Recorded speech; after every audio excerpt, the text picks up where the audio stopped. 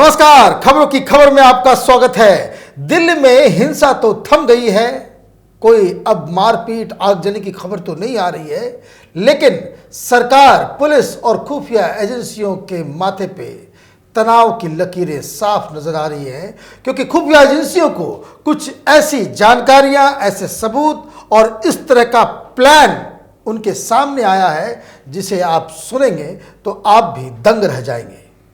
दरअसल जो लोग इस थ्योरी को मान रहे थे कि ये तो सीए के विरोध करने वालों और सीए के समर्थन करने वालों के बीच की लड़ाई है, ये बात सिर्फ इतनी तक नहीं है।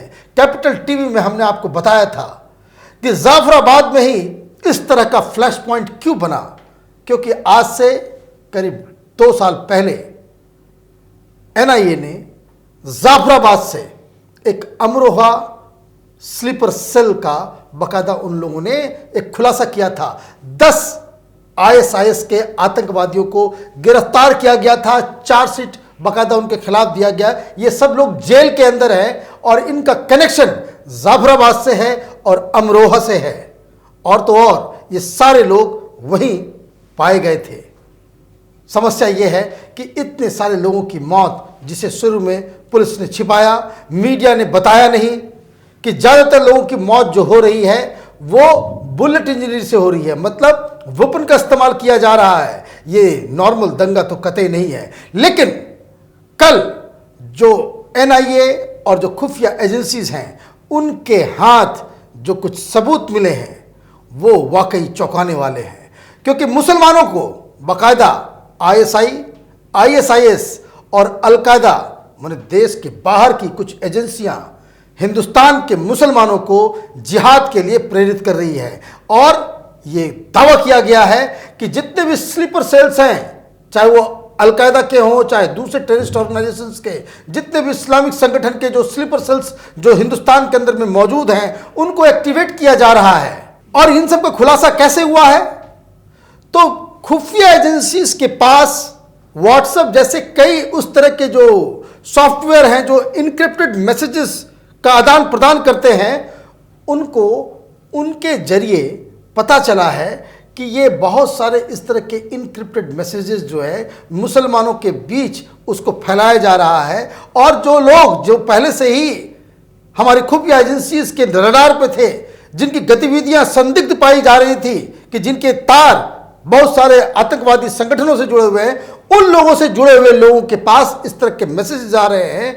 और ये सारा का सारा एक जो रिटन फॉर्म में आ रहा है। और तो और कई सारे जो 27 तारीख के बारे में बताया जा रहा है कि 27 तारीख को वॉइस ऑफ हिंद नाम का एक पब्लिकेशन है, जिसके जरिए ये अपील की गई है। पूरा का पूरा मैसेज बाकायदा वो कोडेड होता है, आम लोगों को दिखाई नहीं देता, फिर उसको डिकोड खुफिया एजेंसी ने क्या किया है, इसी को ही डिकोड करके उनसे ये सारी जानकारियां मिली हैं। और ये चिंता इस बात की है कि ये जो मुसलमानों को जो बताया जा रहा है वो बहुत ही ज़्यादा रेडिकलाइज करने की एक मुहिम जिसको कह सकते हैं। उसमें क्या बताया जा रहा है? उसमें यह बताया जा रहा है कि ये मौका है जब आपको हिंदुस्तान के अंदर सारे मुसलमानों को यहाँ पे जिहाद शुरू करना चाहिए।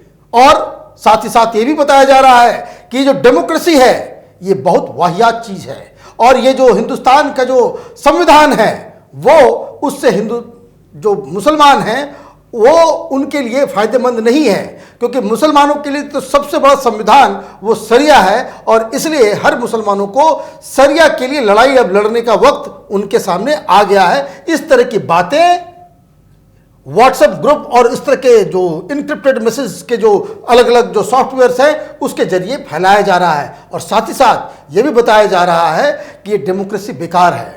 ये डेमोक्रेसी में जो लोग विश्वास करते हैं और जो इस तरह की चीज़ों में विश्वास करते हैं वो बिल्कुल ही वो वाहियात चीज़ें हैं। अब सवाल ये उठ रहा है कि वो सारे लोग जो ये कह रहे थे कि जो सीए का जो प्रोटेस्ट है, ये जो एनआरसी के खिलाफ जो शाहीन बाग में नानी और दादी जो बैठी हुई हैं, वो संविधान को बचाने के लिए निकली हुई थी, तिरंगा झंडा लेकर के निकली हुई थी।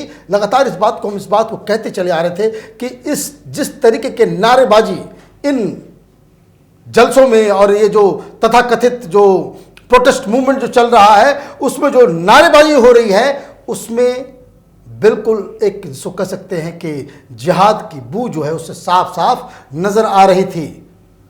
कैपिटल टीवी में हमने बहुत बार, 1 महीने से इस बात को हम कहते आ रहे हैं कि ये संविधान की जगह सरिया में आ जाएगा और तिरंगे की जगह वो हरा झंडा ये लोग हाथ में ले लेंगे, इसका किसी को पता नहीं चलेगा। और वो घड़ी बिल्कुल वो साफ जो कल के जो खुफिया एजेंसीज के पास जो चीजें जो सबूत हाथ लगे हैं उससे वो साफ साफ बिल्कुल ये प्रूव हो रहा है। और इन सब चीज को हासिल करने के लिए, इस एम को कि इस देश के अंदर में एक जिहादी मूवमेंट शुरू हो, इसके लिए बाकायदा प्रोपेगेंडा भी शुरू हो गया है। एक तरफा एक ऐसा नैरेटिव क्रिएट किया जा रहा है कि जैसे कि दिल्ली के अंदर मुसलमानों को मरने के लिए छोड़ दिया गया, पुलिस जानबूझकर चुप रही और मुसलमानों की ही हत्या हुई।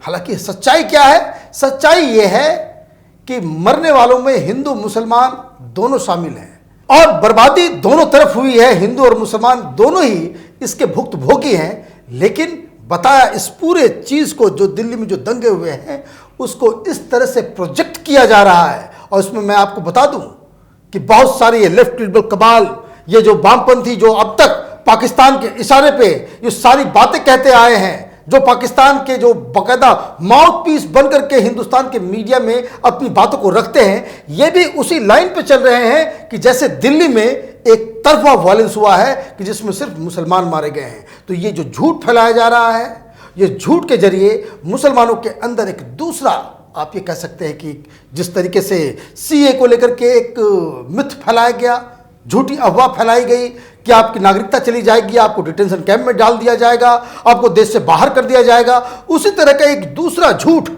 ये लोग फिर से इसको ये कर रहे हैं। अब यहाँ पे समझने वाली बात क्या है?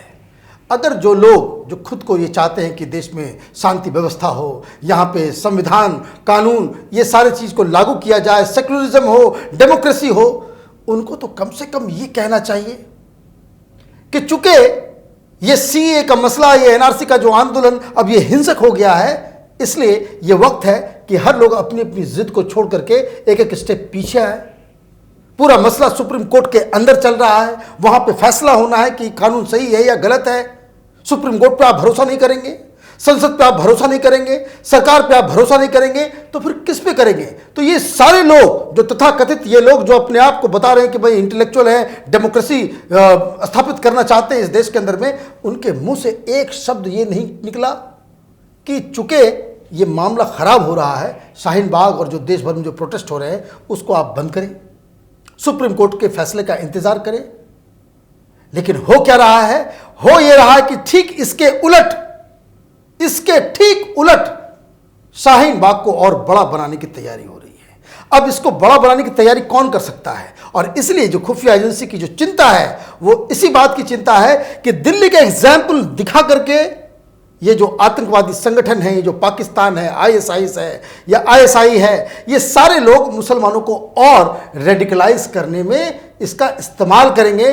और शाहीन बाग जिस तरह से जाफराबाद में एक प्रोटेस्ट जो है वो हिंसक हो गया और दंगे फैल गए, उस तरीके से ये हर जगह वो दंगा फैलाना चाहते हैं। और बाकी हमारे लिए तो ये हिंदू मुसलमान का दंगा हो जाएगा।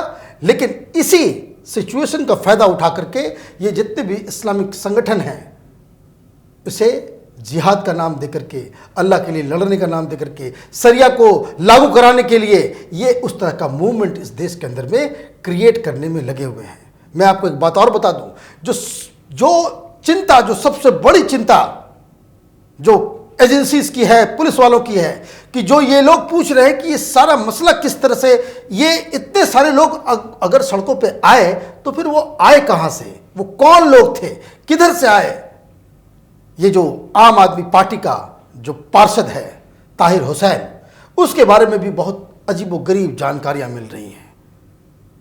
पता ये चल रहा है कि 18 साल पहले ये ताहिर हुसैन एक लेबरर, अनस्किल्ड लेबरर, मजदूरी करने के लिए अमरोहा, आपको याद होगा मैं इससे पहले लगातार कहते आ रहा हूं कि कोई अमरोहा नेटवर्क काम कर रहा है जाफराबाद में। ये आदमी, इसका घर भी अमरोहा है। ये जितने आतंकवादी जो पकड़े गए थे 2 साल पहले, उनके तार, उनको जो एनआईए ने जो टर्म इस्तेमाल किया था, ये अमरोहा सर्किट ही बताया था। ये भी शख्स, ये ताहिर हुसैन भी जो है ये अमरोहा का है और ये 18 साल पहले एक अनस्किल्ड मजदूर के रूप में दिल्ली आया था और जिसने ये वाइट में जो पैसे इसने बताए हैं, जो अभी जो काउंसिल का इसने जो चुनाव लड़ा था, जो एफिडेविट इसने डाला, इसमें अपने आप को इसने 18 करोड़ रुपए का मालिक बताया है। अब आप समझिए, एक अनस्किल्ड लेबरर 18 करोड़ रुपए का मालिक कैसे हो सकता है। और मैं खुद उसके घर के अंदर गया था, यकीन मानिए कई लोगों की जिंदगी गुजर जाएगी। बड़े बड़े लोग उतने दिल्ली के अंदर उतनी बड़ी ज़मीन के ऊपर इस तरह का मकान नहीं बना सकते हैं। जो चेहरा, जो मकान का जो बाहरी हिस्सा आप देख रहे हैं, वो सिर्फ 5% है उस मकान का, जो ज़मीन जो अंदर तक उसका जो। तो कहने का मतलब ये है कि अब खुफिया एजेंसी इस बात पे ताज्जुब ही नहीं, इस बात को इन्वेस्टिगेट कर रही है कि वो जो 500 लोग जो उसके छत पे आए थे, वो लोग कौन थे, क्या वो स्थानीय थे। लोग कह रहे हैं कि भाई पहचान में नहीं आ रहे हैं। दरअसल एक और बड़ा खुलासा इस दंगे के जरिए होने वाला है और वो ये कि जो खुफिया एजेंसीज को जो इंफॉर्मेशंस मिल रही हैं, वो ये मिल रही हैं कि ये सारा रैकेट, ये सारी चीज़ें इस देश के अंदर में बांग्लादेशियों, रोहिंग्या और तो और ये जिंगजियांग प्रोविंस से जो रेडिकलाइज्ड मुस्लिम्स हैं, उसको हिंदुस्तान में और खास करके दिल्ली के अंदर बसाने का एक कुचक्र चल रहा है। और ये जो लोग हिंसा में, जिसको आप कह सकते हैं कि जो जिन्हें रेडिकलाइज किया जा रहा है, ये वही लोग हैं, ये वही लोग बॉम्ब चला रहे हैं। वही लोग पिछली बार भी, जब 1.5 साल पहले जब ये ISIS का जो नेटवर्क दिल्ली के अंदर जो पकड़ा गया था, उसमें वही लोग शामिल हैं जो बांग्लादेशी घुसपैठिए हैं, जो रोहिंग्याज हैं, जो जिंगजियांग से आए हुए उस तरह के एलिमेंट्स हैं। तो कहने का मतलब ये है कि दिल्ली में जो दंगा हो रहा है, वो दंगा वो आम दंगा नहीं है। ये अलीगढ़ या कानपुर या मेरठ के दो गांव के बीच की लड़ाई है, मोहल्ले मोहल्ले में हिंदू मुसलमान आपस में लड़ लिए, ये उसकी लड़ाई है। ये स्थिति दिल्ली के दंगों की नहीं है। इसमें इंटरनेशनल एजेंसीज शामिल हैं, इसमें जो आतंकवादी इंटरनेशनल लेवल पर ऑपरेट करने वाले आतंकी संगठन हैं, जैसे ISIS है, जैसे अल-कायदा है। मैं आपको एक बात और बता दूं कि ये अल-कायदा के रिश्ते, ये जो PFI, ये सारे लोग जो पकड़े जा रहे हैं, 150 से ऊपर PFI के जो एक्टिविस्ट पकड़े जा रहे हैं, जो PFI का जो रिश्ता निकल रहा है वो अल-कायदा से निकल रहा है, ISIS से निकल रहा है। तो कहने का मतलब ये है कि ये हिंदुस्तान के अंदर ये जो CAA और NRC का जो प्रोटेस्ट जो शुरू हुआ, ये हिंदुस्तान की सरकार, हिंदुस्तान को अंदर से कमजोर, अंदर से तोड़ने की एक बहुत बड़ी साजिश का हिस्सा था। और इसमें मुसलमानों को एक मोहरा बनाया गया, उनको बताया गया कि आपकी नागरिकता चली जाएगी, आपका जो पूरी जो शिनाख्त है, आपकी जो पहचान है, वो सारी खत्म हो जाएगी, आपको डिटेंशन कैंप में डाल दिया जाएगा। और इसलिए इस तरीके से भड़का भड़का करके झूठी बातों पे इन लोगों ने इस देश को बाकायदा पंगु बनाने की कोशिश की है।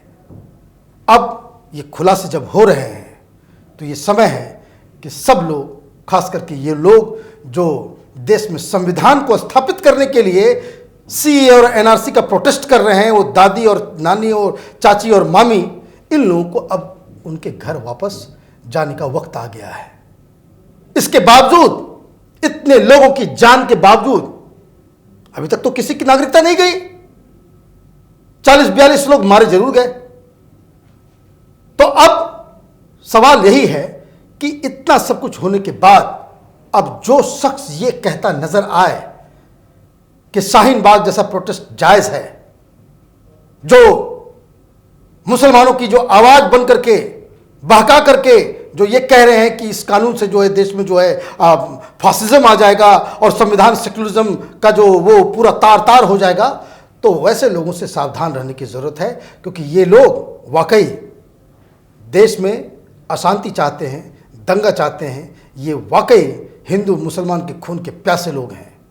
ऐसे लोगों को रिजेक्ट करने का वक्त आ गया है। आप देखते रहिए कैपिटल टीवी। हमारे वीडियोस को लाइक कीजिए, शेयर कीजिए और हमारे चैनल को सब्सक्राइब कीजिए। धन्यवाद।